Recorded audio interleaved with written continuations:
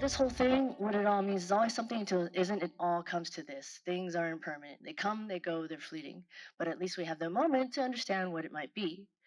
Another thing I've learned, optorealism happens. We hear a lot about toxic positivity these days. So what is optorealism? It's something that I've been hearing about and using and listening and applying in everyday life. Is like to know there's like best and worst case scenarios in every single moment, in every single situation that we're in, and realize that there's a reality of somewhere in between that will likely occur. So for example, for those intense competitors yesterday of the stick horse, we all knew there was going to be the best case of winning and the worst case of not winning, but something was going to be happening in between. In the very least, we had, again, the open bar and all this food and all these cool horses that are hanging out. There's something in between.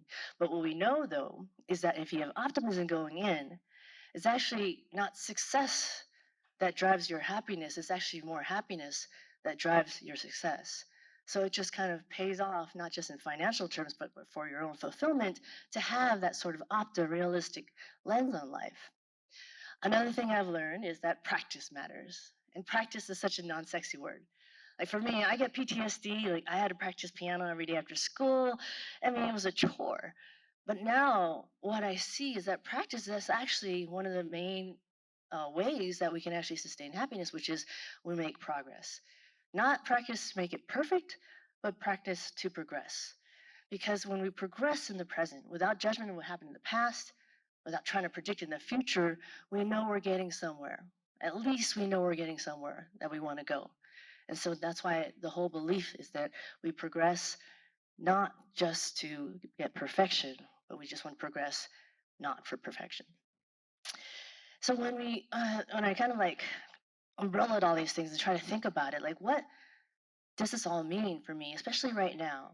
And for me, it's like if we can actually integrate these things, these lessons learned, we can actually do more reflection. We can do more recentering when something or the world around us seems a little crazy, and we can refocus on what's most important in our lives. Because let's just face it, like there's a lot going on in the last several years, especially, and then at least we get a better sense of like what actually matters in a day-to-day basis on how we want to prioritize our time. But of course, the question is how to, insert your expletive here. Like, how the freak do we do this? So I started thinking a lot about this as I was working on the book. Started in 2020. And so this question comes up for me a lot because when we want to think about the present and think about what we want to do for our futures, I like to reflect on the past. So where were you and how were you doing in 2020 BC? And when I say BC, of course, I don't mean it in biblical terms, but I mean before COVID. Just take a quick reflection on like, where were you in 2020 BC? It's like, what was incredible about that year is that we had all these things happen, right? The pandemic, obviously, climate change, social unrest, disruptive technology, all these things happen. And futurists actually predicted everything. We just didn't know it would all happen in one freaking year. So the world got 2020 kind of shut down. And then we realized, and this was a realization already BC, is that things are changing fast. Rate and complexity of things are actually outsurpassing our physiological bodily ability to adapt to it. So this is all happening, and just in a case in point of an example of what the pace of change is, it took 75 years for the phone to reach 50 million people. What would you guess? It took only 19 days to reach the same amount of people. Cell phone? Good. That's another good guess. ChatGPT, cell phone. It was actually Pokemon Go. And then fast forward just to like a year and a half, 2 years ago, I think someone already read about this. Took 60 days to reach double that. Guess what that was? I think this gentleman already said it. It was ChatGPT. So this pace of change, and we just have no idea as AI keeps on expanding, and exponentially, what is going to happen next. So we've got some hard choices now, and we had some hard choices before. We're not new to this. This is not our first rodeo. We have had hard choices when we had to remember when we were working remote. Do we wake up a few minutes earlier because I got to get on the freaking video, or it's 5 o'clock summer. I'm just going to stay on audio for a little while longer. So these choices were coming, and for me, I remember the moment I was like, 2020 clock down was coming. I was like feeling so excited. I felt like the child. And then of course 2020 hit, and then a few more wrinkles, a few more gray hairs. And then at the same time, though, the hope is that there was a bit more wisdom that we like was able to absorb, but also apply today. Because we've seen this, especially everyone in this room, we've seen what happened in the last few years. This whole thing about the Great Resignation, which, as of yesterday, someone reported that is no longer here, but it's true. You know, it's going to go up and down anyway. We've seen it before after the dot-com busted, the same thing here. But it's much more of a topic now with all this great reset, great reshuffle, then the quiet quitting. There's a term for it with every other TikTok post. So now we have seen that these are affecting our day-to-day choices. People are making hard ones because it is affecting us as individuals in a deeper way. And so when McKinsey did a study after COVID, they were saying, you know, there are three reasons why people are quitting. Really simple. Simple. I don't feel cared by my managers. I don't feel cared by my organization, and I just don't feel like I belong. And this is my highly skilled Photoshop skills of trying to make this a PG slide. But this is so simple. Like, and how do we put this in today's terms of addressing these things? And to move away from this whole negativity of this great recession, or sorry, great resignation of people, millions of people quitting a month without knowing where to go. And here we are now on the other side of the spectrum where people have found a great reawakening, where they are questioning, wait a second, I just spent all these hours, all these minutes of the day and prioritize things that doesn't even really matter to me. What does really matter to me then? How might I do it differently? So for me, over the last 15 years running Delivering Happiness, this is about sustainable happiness. And this goes back to the science of it. This goes back to positive psychology. These are the ways we can sustain our happiness. Number one, being as true and authentic you can to yourself. Not necessarily getting a tattoo to remind you of it, but being true to yourself. Number two, when you're not being tethered by technology, you're tethering technology because you know exactly what's there for you, the value that it creates. When you feel like you can get through anything because you have a sense of resilience and grit, and you're like, I've done this before, I can do it again. When you have a higher purpose, a North Star, call it what you want, is when you have both that North Star and your compass and your clock. So the compass being your North Star, your clock, the actual time you're spending aligned to that North Star as well. And of course, very sustainably, being with your friends and family, people you love. And pro tip for any PowerPoint people, if you ever have a chance to put an image of a toddler and a pet in your presentation, I highly recommend it. It's wonders for your soul. So fast forward 2024 AC, where are you now? Let's face it, like while we were rounding the corner for another new year, people were a little trepidatious. Lo and behold, of course, as we hit new headlines, another war. Now we got two wars coming on, uh, and just around the corner, we got another election coming up. So we know there's going to be these VUCA, volatile, uncertain, complex, ambiguous things that are coming in our lives. But what's really important about all that stuff is what's happening to us. And that's amplifying. If I have to have a silver lining to all this happened in the last few years, it just blew off the hood of what was already there. The high turnover, the disengagement. We've all heard this stuff before, but finally we could talk about what burnout really means. Finally, we could talk about what mental health really means without as much shame. Because burnout is still, according to Gallup, the number one thing that's plaguing the whole world's workforce now, since COVID. So, of course, it's by no surprise if we look at all the data, well-being levels at work is the lowest because of all this built-up stress and anxiety. And the takeaway here is that the impact of what's happened in the last few years, some people have not even acknowledged it, let alone processed what it means within our bodies, how much it's affected us physiologically, let alone how we are affected in our mental state. The good news, though, is this is the generation that we can actually understand and look back and understand what we can do differently.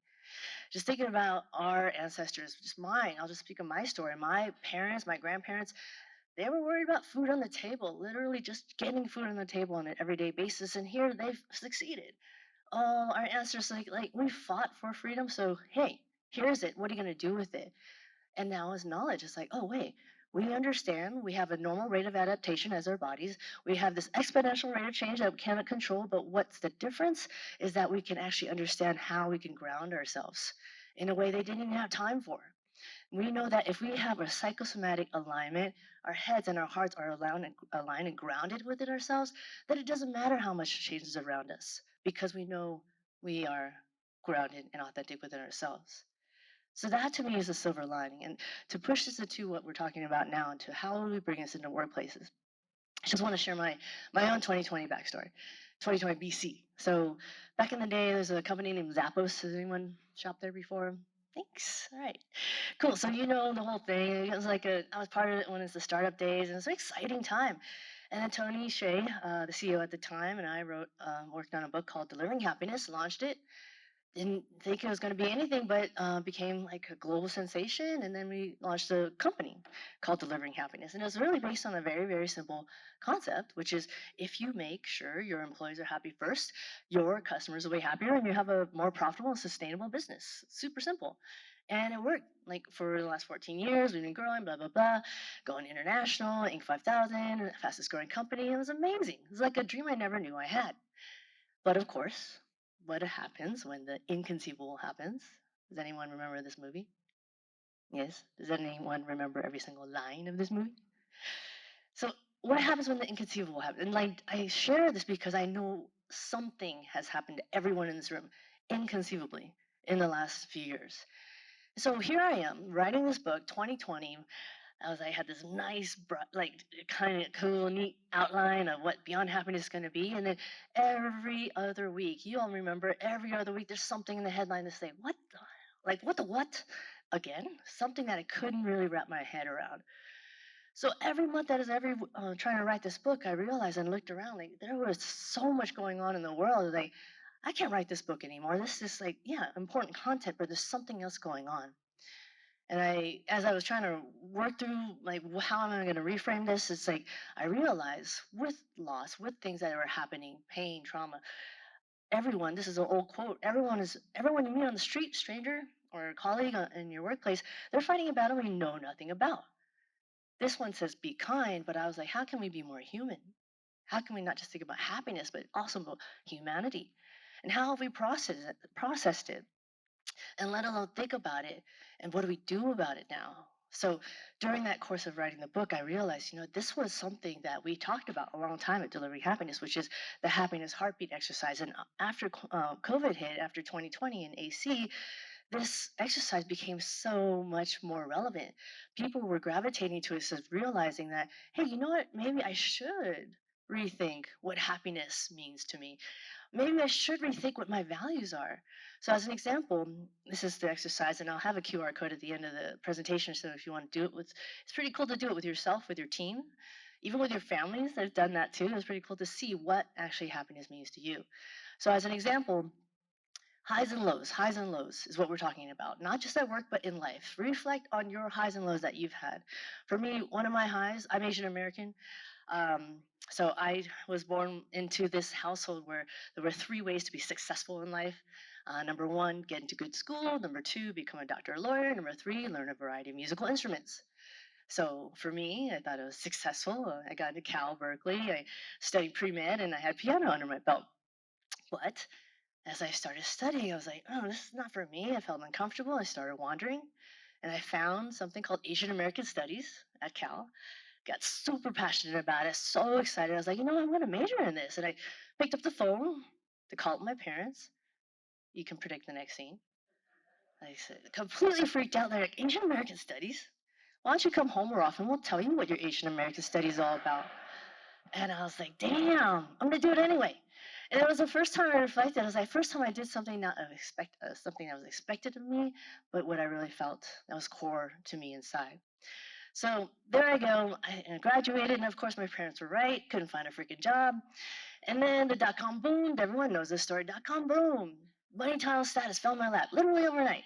Dot-com busted. You all know the end of the story, and I got laid off. I felt like a total loser. And I thought that was a low already, but no. Within the year, same year, my dad is diagnosed with stage 3 colon cancer. We lost him a few years later.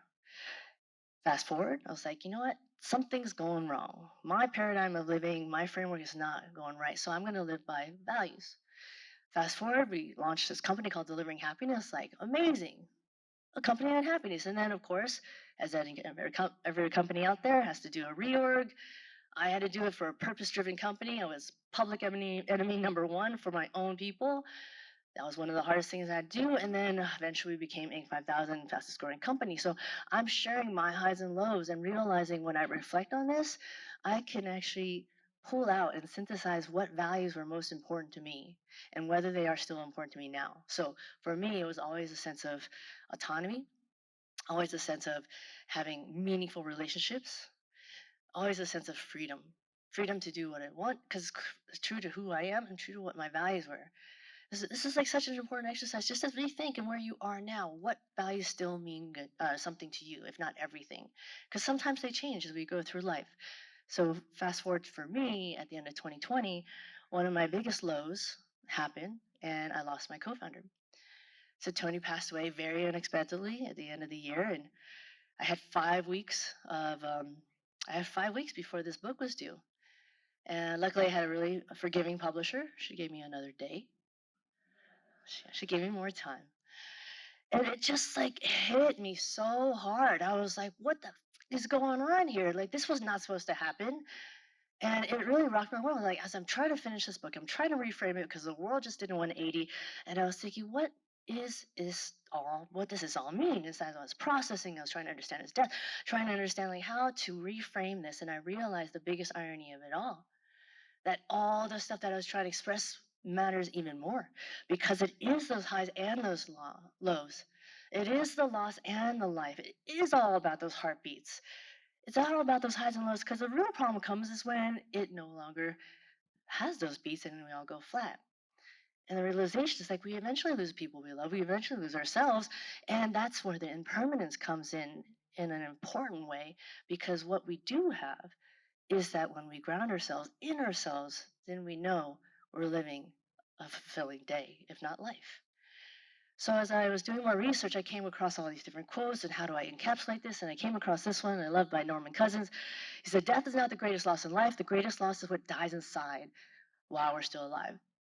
And I was doing more research and I was like, holy shit, two other people said the same thing very similarly. It was like Tupac and Buddha all said a very similar thing in their own way. And then I got so excited because I was like, I cannot wait for the moment I can put together a PowerPoint slide with Norman Cousins, Tupac, and Buddha all in one. Because it made me realize we are all so at the core of what we are, not just in life, but in death, so united. So for me, one thing that came across, because we talk about psychology a lot, is like these highs and lows, like what does it even matter? Why does it mean to me? Like what does it even matter to me? So what the difference is in these highs and lows, if we ask this one question, this makes the biggest difference, is what did I learn? If you ask that question and answer it sincerely and honestly, it takes these moments, it takes these lows, instead of being a post-traumatic stress point, it becomes post-traumatic growth.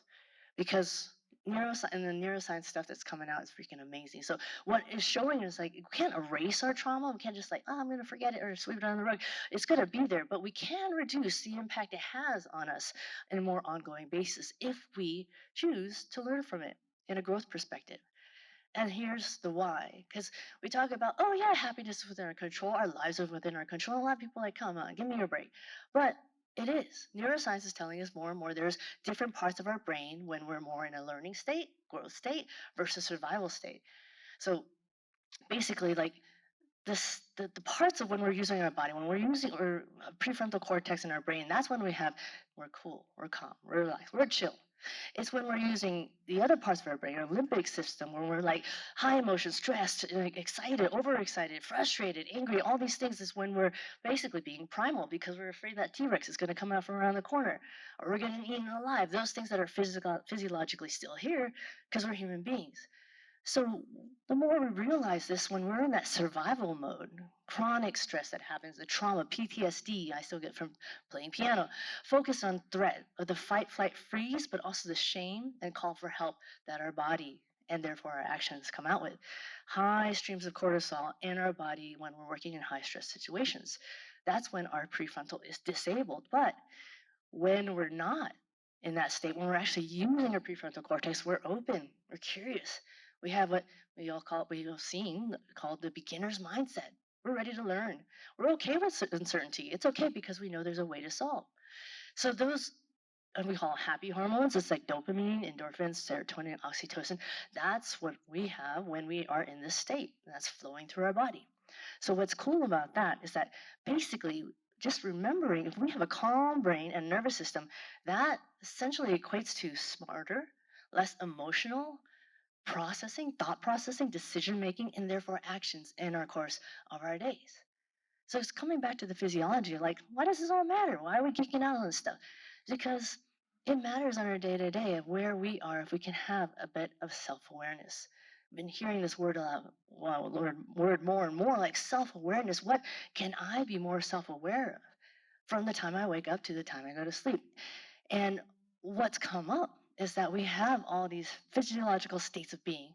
When we're at equilibrium, I'm likening it to balloons. I don't know if there's old school enough, but like there's this beautiful movie about the red balloon, and it's right after World War II, after all this pain and losses. The red balloon is like equilibrium. I'm calm, I'm grounded, I'm solid. I know where my brain is at. But as a lot of the world, especially the workforce, is this, there's a disequilibrium when where the balloon is losing some air, losing some helium, like imbalance, anxious, burnt out, all these things that I've been talking about. If we know these are different states, we also know then therefore we can get to super equilibrium when we're beyond just that floating, because when we're beyond, when we have that feeling of joy, lightness, freedom, not freedom of like, I'm an American citizen, so I'm free, or free because I know I can choose what I want to eat for lunch, but freedom from within, inwards, our, that inner voice that we have of like nagging at us what we did wrong and what we could do better, freedom from even that. So that's why I really wanted to take this beyond. It's not about chasing those highs. Those are good, of course, but it's about living fully, aware of those highs and those lows, so that we are aware of our states of being. Because when we're real with ourselves, we embrace our whole selves. When we talk about being whole selves at work, then we get psychological safety. And this is another term I know you all have heard. Psychological safety is so important in the workplace, but what about psychological safety in ourselves? So that we can acknowledge we have strengths, yeah, but we've got our shadows. We have our really bright spots, but hey, we got some blind spots we got to look at too. Resilience, it's there, but also I have some fears. That's when we can take all this like self-help stuff, inspirational quotes, all super important, but that's when we can actually acknowledge how we can be better at trying to be our best selves. So with that, one of the metaphors I came up with in the book was this whole greenhouse. Like people can naysay happiness at work all the time. No offense, CFOs love to do it. Love to have conversations with them because like, what does it have to do with life? What does that have to do with work? So I said, you know what? But no one can say no to growth. Everyone wants to grow and progress in some way. So that's why the metaphor came up. We, as leaders in this room, we have a natural tendency to want to take care of others, nurture other greenhouses. But what about nurturing ourselves? We kind of forgot along the way. It's like the whole, oxygen mask and airplanes. We've heard that time and time again, but maybe we forgot, maybe because we couldn't fly for 3 freaking years during COVID, but we forgot. And now is the time to think about how might we do it differently. So how can we nurture others as we nurture our own greenhouse? Because it's hard. Life happens. We know our schedules are crazy. We kind of think it's okay. We'll get over it. And we all kind of feel like we have a never ending, unachievable job because there's always something more to do. Can you all hear me okay? Okay. I think the ship's coming in. Uh, and then this like really, like, just it makes me laugh because like we're so instinctual in what we know to do when we see this on our phone, but when we see it or feel it in our body, we have like no idea how am I going to address my battery's freaking low, and we tend to let this happen. But why would we let this happen to ourselves, knowing if our battery's not fully charged, and thinking about what we're here for, to care for others, if we're not caring for ourselves, there's no way we can care for the people we love. So tell me more. So this whole thought, how do you actually, expletive here, do this? So for me, after the last 15 years of thinking about this, there was like start with the me, but now it's like go deeper in your me. We all think about ourselves, but how can you think about it in a deep way? Are you okay? Is the question I love to ask, but with sincerity. Because we know with psychological safety, it's okay not to be okay. And it's okay to ask these questions so it can be a growth moment. Is this situation within my control? Number one. That's a huge one because you'll find a lot of times you'll say no. So it's like, okay, I can move on. Or it is within it. Then I ask, how can I learn something or see something with curiosity instead of blame? And then what's the action that can come out that I can actually address it and still feel, instead of feeling like I'm demobilized or I can't do anything? Because what we've seen is that there's all these terms now, right? To describe. It could be flourishing, we could be totally engaged, connected, and loving it, loving life, and then we could be on the other end of languishing. Not even depressed, languishing, where life is just kind of like meh. Like everything's just kind of like, that's okay. We know that disconnection. We've had that before. The reality is that let's just accept this flourishing to languishing can happen in any course of our lives, let alone one day it can happen. So when we're feeling growth, we're feeding our own selves versus just feeling we're in the hamster wheel. We can also look to our friends for examples of what that looks like and acknowledge that, hey, that's okay. And that's when we can start defining not just your work you or your life you, but your work life coexistence you, your whole authentic you. And how we do this is pretty practically speaking, just being able to define what means and how you define your life to mean. So we call it the wheel of wholeness or wheel of life, but basically, instead of thinking about people along the lines of their role, their title, their responsibilities, how well did you do on that project, what about all the other sides? Like their mental state, emotional state, relational state, financial state, spiritual or purposeful state. All these things are part of a whole being. And that's, if we take pictures of snapshots of this, let's say every quarter, then you get a sense of how life really works. Because some things, let's celebrate. Things are going well on your environmental side, awesome. Things not going well on your financial side, okay, let's talk about it. And remember, as leaders in the room, we're not here to be the mirrors. I'm sorry, we're not here to be the mechanics. We can't fix everything, but we can be the mirrors for other people to see. So building off this greenhouse metaphor, I thought about what it could mean to test and invest in your own greenhouse fund. Because self-care, if you hate those words, use whatever you like, is intentional and you get to decide what it means for you. Then if you understand what actually works for you, you don't have to make time anymore because you need it, you want it because you know it's what's of value. And what I found is like the more you deposit it, the more you see it grow, and that investment is actually paying it off for itself because you're investing in yourself for the people you love. As an example, all these different ways, like one person's walk in the woods, like I would love to do that. Other people's like freaking crazy marathons in extreme situations and conditions. Like some people get one thing out of the other. Another thing, like one person's massage is so different from another person's meditation. But the thing is, it's up to you to decide to understand what actually is nurturing your greenhouse. So when you're doing this process, this is where the whole practice comes in. Because we actually doing it, then you can actually say, you know what? I'm reflecting on what actually means something or makes a difference in my life, and then you know what to integrate. And so when you're learning stuff and realize when you forget it, it's like, oh, I started doing it and I forgot it, and then you practice again, and then you forgot again, because life happens, but that's okay, and realize that that's part of the cycle, embrace the cycle, and then when you really learn it because you know it's doing something good for you, that's when you embody it. And that essentially is the practice to be able to reflect what works, integrate what does holistically for your body, and then shed the things that don't, including maybe sometimes even people in your life. So that's when we realize like sometimes we feel like we're just in this hamster wheel, but if we're doing this state of practice, reflecting and integrating, we're actually moving up this spiral staircase to be able to say, oh, this is where I've gone and this is where I need to go, and not feel so stuck in that rut.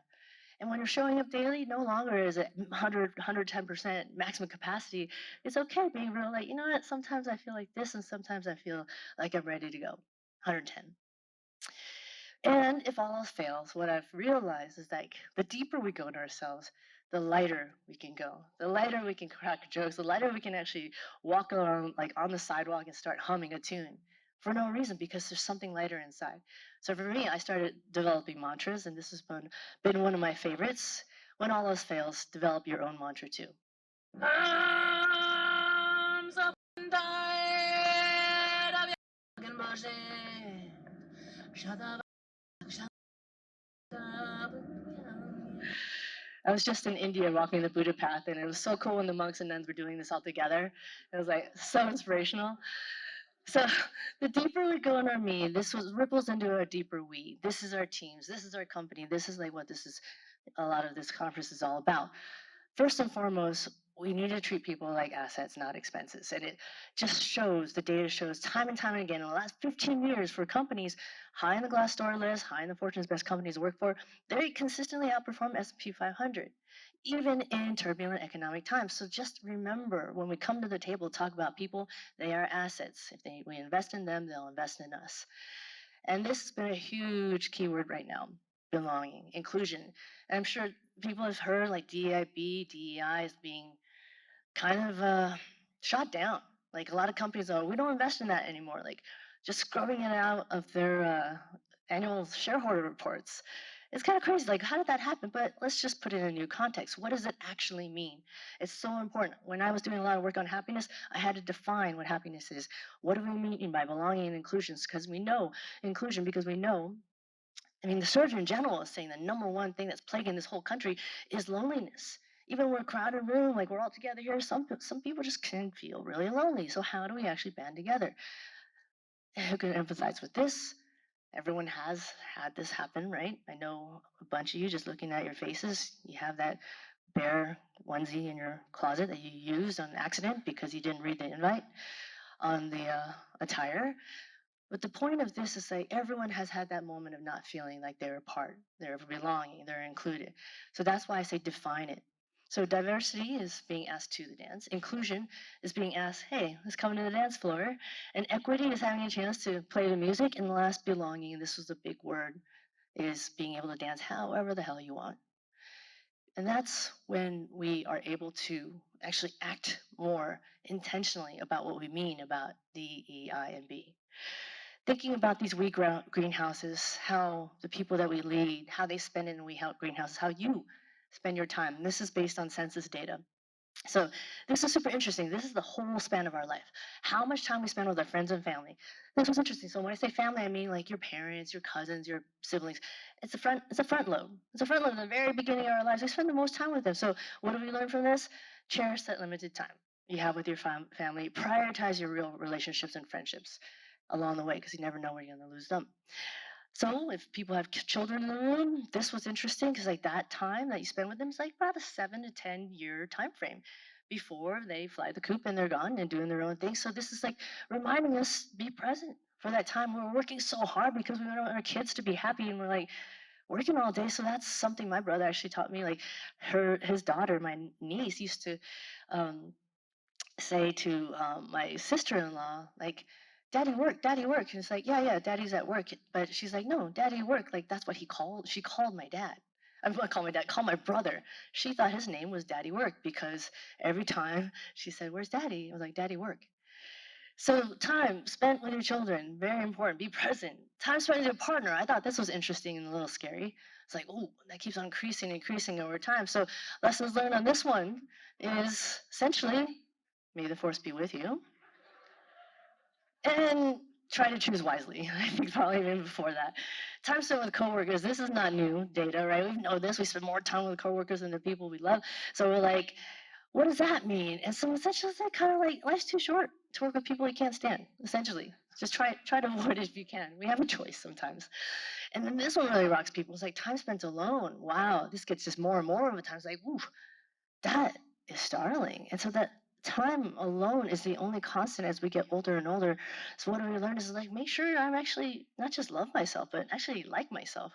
There was a study done on people that had a choice between like self-inflicting harm to them, like pain, like basically electric shocks, or being still. And people are actually like they prefer getting electric shocks than just being still with their thoughts. So for us, it's kind of like, okay, how do we actually change that around so we're going to be okay being cool with us getting older and spending more time with ourselves? So this whole study zoomed down and looked at like, it's so interesting how the time we spend on this world in our life, what does it look like? And a lot of people were posting on this post of saying and making comments like, so inspirational, I'm going to change my life, I'm going to prioritize what's most important. Most of the comments were like that, except here, good old Matt. He said, not sure this is an inspiring post. I reckon it's pretty depressing regardless of the age you're at. I was like, oh, okay, Matt. I don't think he has gone beyond yet, but I think this is equilibrium a little bit, but I have faith in this guy. It was just hilarious. He just kind of brought everyone down.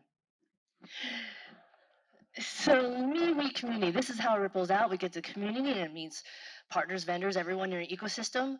And this is what's really simply the what I found to be super effective in how we actually can make community, customers, partners, vendors feel involved, feel like they're included in our decision. This is a natural question that comes up for all of us in any situation, whether it's a project, whether it's money, whatever role we're in. It's like, what's in this for me? What the thing is, if we bring and lead with these two questions and answer them with sincerity, what's in it for me and what's in it for all, then you're actually automatically understanding what's in it for the community at the same time, what's the benefit for you. It's such a simple sort of exercise, but do this for every kind of thing you have to make a decision on. You'll be getting a sense of what that ripple actually looks like, stemming from your needs, your people's needs, and therefore your team and the people in your ecosystem. And that's essentially when this double ROI comes about. Everyone, talked to about this ROI at the beginning, return on investment.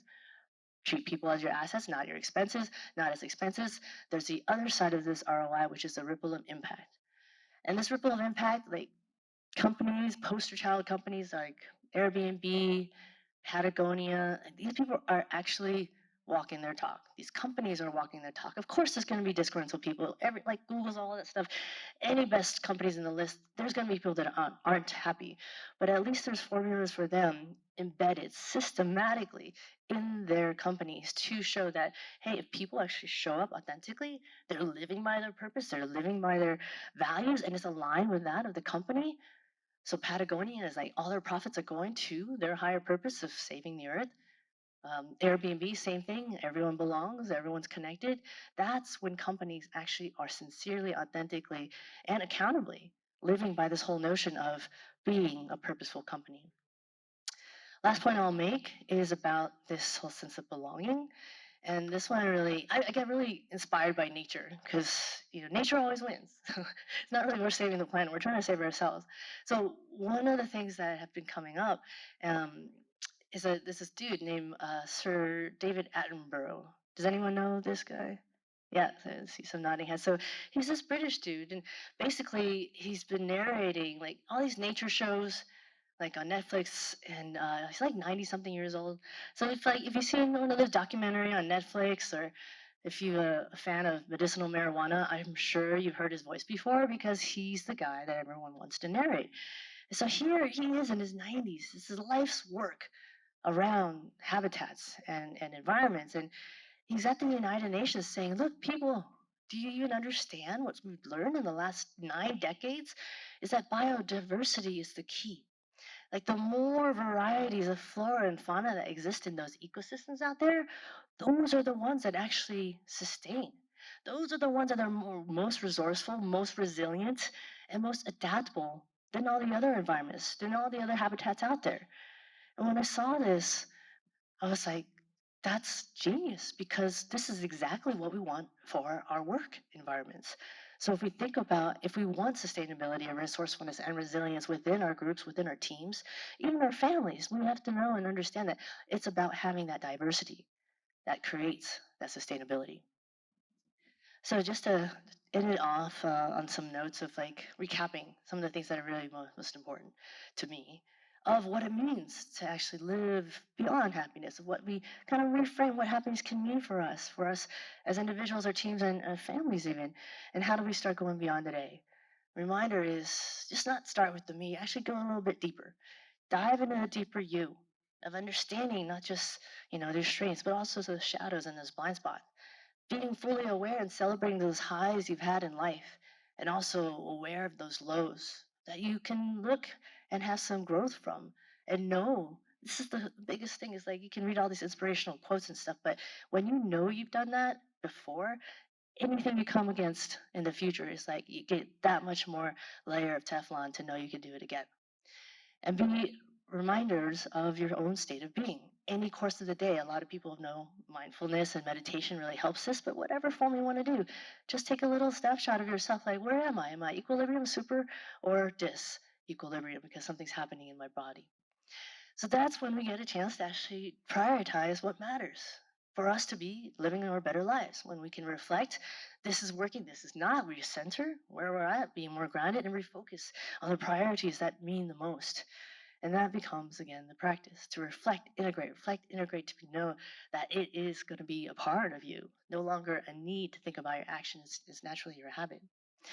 So just a reminder, please try and test it, have fun with it, invest in your own greenhouse fund so that you can nurture your own greenhouse as you nurture others.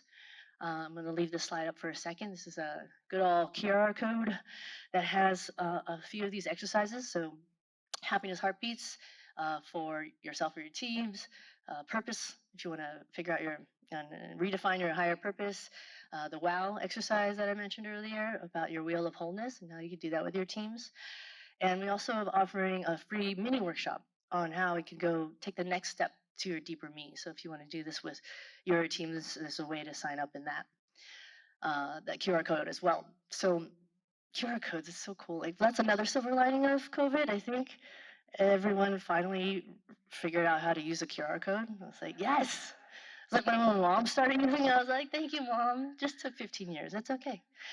And so that's to remind us of all this. It's like there's no perfect ready time to start. The only thing that we lose if you don't start today is that sense of progress that is so fundamental and sustainably happy, fulfilling lives. The only thing we lose is the progress and the time that we could have had to be in a different level on the stairs. And last but not least, if all else fails, when you go deep, don't forget, when you go deep, remember to go high, remember to go light. And I'm ending with this mantra again because I love it so much.